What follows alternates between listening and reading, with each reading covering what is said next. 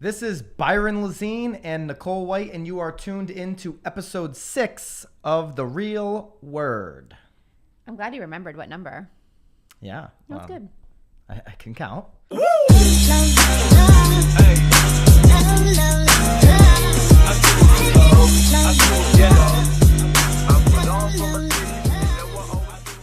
I want to amend episode 5 a little bit. We got to talk about it. Is that okay? Yeah, you were like super pumped about 18. I'm still pumped, by the way. And then you were like, psh, No, I'm still super pumped. I'm still super bullish despite anything like this, this politics. If there's something geopolitical, I guess that well, you did would mention impact that. Right, I you mentioned did say that. So but I want to amend it further because and I'm not going to take any sides in politics. In fact, I don't take any sides. I don't touch that. No shit. way. So we're staying away from that part of the discussion. I see in like the Inman comments, there's a lot of political commentary around this topic. We're not going there with this at all. I just want to amend a little bit. I wouldn't even know how to go there. My passion for the tax cut. I think the tax cut overall is going to help the economy.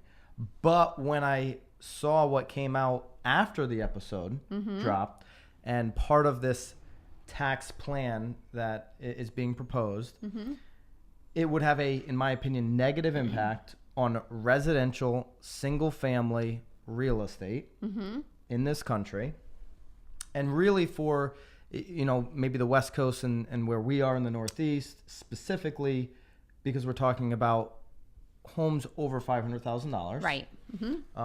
So essentially, what I'd like to amend is. Oh, we're amending. We're doing like the Byron plan. This is the I don't have a plan. No. Well, maybe we should. Oh, so you're amending what you were gonna say. I'm amending what I said last week, that this would help the residential market. This does not help. This new information. Well, so can we maybe give them like a brief? Can we know? Are we just gonna assume that they know what we're talking about? I'll go over it. So basically, this plan would limit the mortgage interest deduction to new and existing loans of $500,000 and under, down from $1 million. So it would also cap property tax deductions at $10,000. Essentially, I think overall this plan most likely. I haven't read the entire plan. Have you read? I have not. No. I'm 100% headline Tonight, though, reading. I promise I will. But a married couple being able to deduct $24,000 non-itemized, like that probably helps a lot of families. But it probably, not having the tax deduction on the home, probably doesn't entice them to go out and buy real estate. No, but now that I'm sitting here sort of going through numbers, maybe a married couple now having the double then maybe frees up a little bit more cash. I don't know. It's a hard one. I mean, like Pete Kostakis, who did the final word. Yeah. And I it think kind of spurred this discussion. Maybe they would, though. Maybe they have a little bit more money. Maybe they're like, woo, now we're like double down, and now we can like buy a house. Exactly. We don't exactly know what's going to happen, but Pete wrote, basically, if you get a $24,000 deduction without itemizing as a married couple, why would you get a home? That's, I think, if you already don't have one. Now you're talking about someone who's renting. They're going to now get this newfound deduction. But to your point, maybe a renter gets this newfound deduction, says, the heck with renting. Right. Now I want to go put that savings into a down payment. But we're just talking about properties over $500,000. Yeah. Yeah. Yeah. I mean, I bought my first home at $300,000. So like that would be sweet. Right now I double down because I have like a husband, and I don't know. So there is a great article on Inman if you want to dig a little bit deeper, and Jotham Cedar Storm. Oh, every week Holy moly! We get into last week. That's probably totally I'm wrong. sorry. Last week we hiccuped over friggin' Gill. That's a staff writer. Trump tax plan unveiled. Wealthy homeowners to pay more. Actually, it was unveiled. Unveiled. Whatever. I mean, I told you guys, if you're gonna listen to The Real Word, just deal with the fact that Byron Lazine can't speak literally. Literally, I cannot speak. I think you lost all your mojo last week on asterisk. Oh, dude, I nailed it, though. Nailed it. I nailed it. Totally nailed asterisk.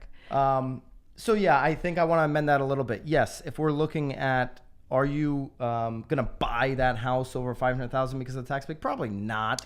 Keep in mind, though, singles are getting some more too, right? Head of household. Yeah. I mean, the singles are doubling. I mean, everyone's doubling down. So let's not just talk about married couples. I mean, it could really be anybody. I mean, overall, we're looking at big companies getting the biggest tax break in this deal. More people are going to get potentially more money in their pocket. That can mean a lot of different things. It can mean short-term value for the economy going up and maybe, right? I'm not going to get into all that. I am still, one thing I will not amend is 2018 is going to be a great year. That could be at the detriment to 2020. Like we could see the world fall apart in 2 years. 2018 is going to be a great year. Dude, so if stockpile now. If you're thinking about selling, do it, right? If you have an opportunity to stockpile on, do it. I just think 2018 for all of us in the real estate game is going to be very fruitful. We have a second topic this week. Wow, that's why we rushed through this one, right? Yeah. Well, just a little quick amend of episode 5. Go check that out. But you presented shared an article with me. Yeah, on email. We're gonna pull that one up. So on Realtor Magazine, they were talking about the the opioid crisis presents new threat to agents. And I think it's. And I was just automatically thinking, geez, how many drug addict, alcoholic agents do I know? I mean, is that where they were going? But that's not where they were going with this at all. Not at all where they were going. But I think it's super interesting to. It was funny because I first read it. I was like, they don't even. It doesn't even make sense to me. But it obviously does. I mean, obviously, the further you read along, and these people are trying to get into these homes to steal drugs. Well, are you in this prescription drugs? Do you fall into the stat? Nearly 38% of real estate agents have admitted to fearing for their lives, basically, for their lives, for their personal safety on the job at some point. Are you in that 38%? It says close to 50% if you're a female have at one point feared for your safety in the line of duty. I don't. I'm in the 38%. You are, so you've legitimately been in a situation, or you made yourself believe that you were going to be in a bad situation. I've literally been in a situation. You have where I started to fear for my safety. Really? Potentially, yeah. So I think that I always go into situations like, like, hey, honey, like, if you don't hear from me in 10 minutes, like, there's a problem. So I enter situations if cautiously, but I can't say that I've ever been in a situation where I'm like, oh my goodness, how do I get out of this situation? No. I mean, I was confident I was going to get out of it. It was a big piece of land. Yeah. It was over 50 acres. And I had a showing. Somebody had vetted out, and this is over $1 million piece of property. And they came with like a knife, like, hey. No. That person came. I knew that, saw the property. I had a call that morning on the same piece of property. I was in a rush, didn't do my due diligence on this person, said, hey, I'm showing it anyways. Why don't you show up? So my vetted client left. Mm-hmm. This individual shows up. Mm-hmm. I'm like, and I don't judge a book by their cover. We know a lot of people that drive beat up pickup trucks and are way more wealthy than our clients that are driving the Lex, right? This individual, if I was judging a book by the cover, I'm like, okay, doesn't have the money, doesn't mean anything. Right. Get out of the car, start asking the questions. Hey, so tell me again, what would you do with the land? How would you finance this deal if you bought it? And, a couple red flags. First one being, oh, well, I just hit big on this penny stock. I've got about $50 million coming in.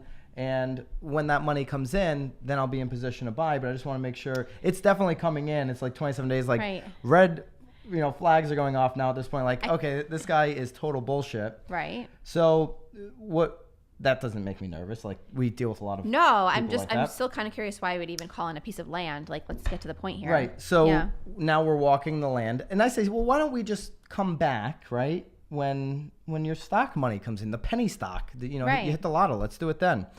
No, we're here, he says, and we're standing right there. So I'm like, all right, let's go. So we're walking through and we're going through the woods. He's like, hey, come down to the pond with me. You really got to, I'm like, we can see the pond from here. We can see it. There's water. There's, it's all good. What did he want to do to you? He's like, come down. I really want you to walk down to the pond with me. I said, no. He's going to like throw you underwater? I've got a phone call right here. Like, I'm going to take this phone call right now. And, I'll watch you. You can go down. You can do your thing. He kept asking like 4 or 5 times, very oddly, made me feel uncomfortable. So I did pick up a rock, and it was no winter. I put it in my coat, like a legit rock, and I would have That was brilliant. That was good. That was smart. Yeah. So it ended up happening. Like, see you later, dude. Like, no, and at that point I was being very abrupt, like, and kind of, he walked down, he came back, and I said, all right, this is over. Like, once you get the money, like, call me back, and looked him up on Facebook. He looked like a total pedophile, and so I just, that's when I started judging a book by the cover. But wow, I did at that one point have I'm in the middle of the woods, by myself. Yeah, and he wants to take you to like a lake or and a he pond, wants me to walk down to the lake with him. Like, nah. Interesting. He never called me back, by the way. No, I can't imagine. I mean, you had a rock in your pocket. But that's not where this article's going at all. But it totally detoured there. Right. But so what they're saying is I believe, my intuition tells me that was a fake showing. That guy had some other motive. Don't know what it was. He was very odd. Luckily, you don't have to find out. Don't have to find out. Right. But what they're saying is there are people out there that are setting up fake showings, so higher end homes, luxury properties, so that they can get into the medicine cabinets. Yeah. Right? Yeah, I mean, in all honesty, I mean, even when we do open houses, I always tell my sellers, or, like, move like your personals, not even open houses, just anytime, like if there's anything that's like super valuable, move it away. I mean, obviously we probably should be reminding them of their prescription drugs. It's a hard thing because you don't ever really know who's suffering, unfortunately, know. I mean, people like I mean, can hide it pretty well. I mean, there are like, teachers in the school system, for instance, that have a major drug problem that you would think are completely absolutely. Yeah. And I mean, I had a brother that had an addiction. He passed away, unfortunately. But I mean, it's something that I'm used to. So I'm like super cognizant of it. I can always tell sort of like the red flags of it just because I grew up in that environment. But I mean, I think it's definitely a really interesting and important topic to have, especially if we're talking about homes and agents bringing in, and then there was another one that got like tied up, and it's a huge epidemic, like in the people sense just that like flipping money, like they're breaking into cars, they're doing all sorts of things. The other day, actually, right down here, we live in like a little town. A neighbor 2 doors down, I know that he was an alcoholic, and he actually just went right into someone's car and like stole like a blow up Santa. Like this woman had like a blow up Santa in the car, and to me it was not of any value. But again, I mean, but if he can maybe return it to the store and get like $80, like it was like yes, it was it was like a crime of sort of Well, and I think more so with the fake showing thing, I haven't experienced that, but you certainly vacant homes. I just had a vacant home that was broken into right before closing. We don't live in a rough area, by the way. No. But this one just happened. Somebody came in, stole a couple appliances, which is, I don't think I'd be stealing appliances. Like no, but again, but who knows? I mean, they're probably maybe they needed money, right? They needed money. I mean, that's the bottom line. And yeah, and yeah, I mean, even if we don't live in like we live in like a really sort of upper middle class town here, and it's a huge epidemic here in our town. It's almost like if you're not connected to somebody that has this issue, like you're probably lucky. You're lucky, but you're probably not. Your sphere is probably not too big. It's almost like everybody's been impacted by cancer. Everybody has now been impacted to some degree. Right. Well, and I think the biggest thing is because I remember growing up, like everybody was in like super denial of it. So I think it's awesome and really super important for people to continue to have conversations about it so that families don't have to feel sort of embarrassed by it or feel like it's just them. And but anyway, I thought it was an interesting article. At first, I didn't really realize the correlation, but I mean, it's something to think about. At the end of the day, it's another thing for agents to think about, to take caution. You're meeting new people every single day. Have a plan in place if you get into an uncomfortable situation, whether it's you're fearing for your safety or you think you have somebody that's on drugs. Yeah, like, I mean, grab a rock and put it in your pocket. Grab a rock, dude. Like, that's my tip of the day right there. Grab a rock. All right, we've got Keir Weimer set up for the final word. This is going to be the first final word where we don't comment on after. We're just going to let him roll. He didn't give us, first of all, anything to comment on. Keir, I've never met you before, but I love you. I listen to you every morning at 5 a.m. Well, not every morning, but every week it's your turn. Yeah. Dude, you really just you took it over. He took over our final. It's Keir's final word. When Keir gave me, Keir and I have spent a lot of time together. I love you, brother. I think she was lying when she said that. Wow. You just like to get all of the final word people against me. Even Tim Macy's still like, Nicole, like, do you still hate me? He still hates you? Well, I think he thinks that I hate him, and like he's trying to like extend the olive branch, and I'm like, So far, except for the very first final word, that was just a random agent that I didn't know. Everybody I've known. But Kier, I've spent a lot of time with Kier. We've masterminded on many real estate topics in the past. We've met in Atlanta with Jeremy Cady, who's been on the final word, and kind of went through our whole business plans, right? Jeremy had, a few pages. I had the whiteboard and wrote it out for these guys, Right. like my style. And then Kier had literally like a prospectus, like a 50-page detailed plan. Kier can take over a little bit. Totally makes sense. I mean, the amount that he talked there, I can Yeah. only imagine the amount that he would write. So we love you though, Kier. I'm so glad that you gave us a final word, but Absolutely. you left us no time. So I guess we'll like leave it to Kier to like We're going to link Kier up, connect with him. drop the final word. Also, if you want to email us your final word, Byron@oneandcompany.com. Brian, it's Byron at One and Company, Nicole at One and Company. You put our last names in last time, which is fine. So all of a sudden he's like, you had to start up email aliases. So I set up the alias real quick. See if you did email. So that if you one do last week. Ccole White at One and Company, It's all good. come It'll to me. still Way to get there. confuse him now. Yeah, or you Whatever, can just look. put it in the I don't know. comments. You can send us something through Instagram, Way to wherever. call him out. Like, Well, they can't see him, so No. he's fine. Brian's our video guy. So definitely drop us a final word. It can just be, you can take over like Kier. We prefer that you ask us a question that we can engage on. We're really, I'm having but fun I'm doing proud the of show. him. I mean, he's been Yeah. all over the country today, and there's snow Oh, he was where in he is, and he was then in Brooklyn. He's gonna be in wherever the heck he is. York. He's everywhere. Yeah, I mean, and Are you having fun doing the show? We hear about it. Dude, loads of fun. We still just need to figure out the temperature situation in here. It's so hot in this office. So check out Kier Weimer's final word. Send us a final word if you want to. If you don't want to, you just push like dislike on this YouTube video. Or they can give us whatever some you wanna comments do. on like our topics. Yeah. Like, how do you feel about the tax plan? Have Absolutely. you run into any, Crazy unsafe peeps out there? situations? Yeah, like we'd love to hear about it. Yeah, stay safe. Love your comments and your feedback. We'll see you guys next time. Good morning, everybody. The Real Word. This is Kier Weimer from Colorado Springs. Hey, Byron. Hey, Nicole. Wanted to come to you here for a moment and share a couple things as to why I'm standing out here in the cold in a t-shirt when it's 27 degrees in Colorado. There's snow on the ground, as you can see. Was not quite prepared for this. Winter is on the way. Are we ready to live and be in winter? So I got in really late last night from New York. I was at the Tom Ferry by Design Conference for 2 days, which was phenomenal. I'm out here now, got in at 3 a.m. I'm on 3 or 4 hours of sleep.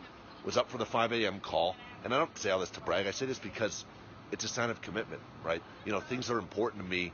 I don't sacrifice no matter what. Now, I'm here today to share a message with you that really kind of is based in pursuing what is important to us at our core, meaning our personal passion project, our duty, our why, our mission, our vision, our higher calling, whatever it is. I know that we all have and want to do more than just build really successful real estate businesses. So for me, that has actually come in the form of reaching and inspiring people on a much larger scale through my story, through speaking, through writing, through coaching, through helping others really identify the inherent power that they have within, and then breaking through any limiting beliefs or challenges or hurdles, the many things that we encounter through life on a weekly, monthly, yearly basis.